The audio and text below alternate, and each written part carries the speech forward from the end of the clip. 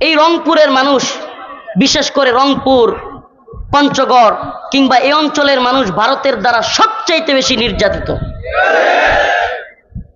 এই যে তিস্তা বেড়িবাঁধ, এটার মাধ্যমে এই অঞ্চলের মানুষ সবচাইতে বেশি ক্ষতিগ্রস্ত।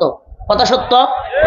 তাইলে আমাকে বলেন, এই জাতীয় পার্টি কিভাবে আওয়ামী লীগ বা ভারতের দালালি করে? কিভাবে করতে পারে?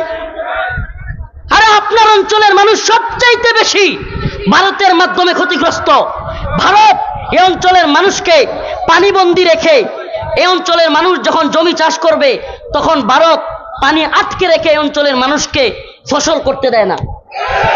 সত্য না মিথ্যা?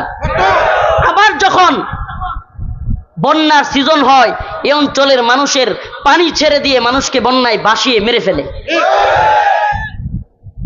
তাহলে আপনাদের তো উচিত ছিল জনগণের পাশে থাকা, নাকি?